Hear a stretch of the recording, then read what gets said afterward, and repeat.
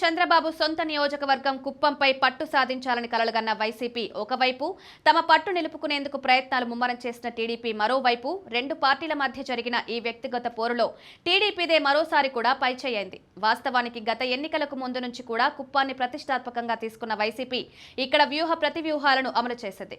ఒకానొక దశలో కుప్పంలో టీడీపీ నాయకులను ఆందించి బెదిరించి కూడా వైసీపీ పంచన చేర్చుకున్నారు. గత ఎన్నికల్లో చంద్రబాబు పరాజయమే లక్ష్యంగా కూడా వైసీపీ నాయకులు అడుగువేశారు. అయితే రాజకీయాల్లో అనుకున్నంత ఈజీగా పట్టు పెంచుకోవడం సాధ్యమా అనేది గత ఎన్నికలే వైసీపీ రుజువు చేశాయి.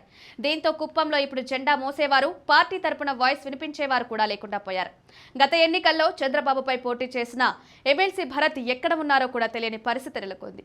ఆయన నియోజకవర్గంలోనే ఉంటున్నారని వైసీపీ నాయకులు చెప్తున్నా దీనికి సంబంధించిన సంకేతాలు మాత్రం ఎక్కడా కనిపించడం లేదు. తాజాగా జరిగిన మునేంద్రం ఎంపీపీ ఉప ఎన్నికలో టీడీపీ ఏకగ్రీవంగా ఈ సీటును దక్కించుకుంది. అంటే వైసీపీ తరపున అసలు పోటీ కూడా ఇచ్చే పరిస్థితి లేకుండా పోయిందన్న విషయం అర్థమవుతూనే ఉంది. గత ఎన్నికలకు ముందు కనీసం మండల స్థాయిలో అయినా వైసీపీ నాయకులుండగా ఇప్పుడు నియోజకవర్గ స్థాయిలో కూడా నాయకులు కనిపించడం లేదు.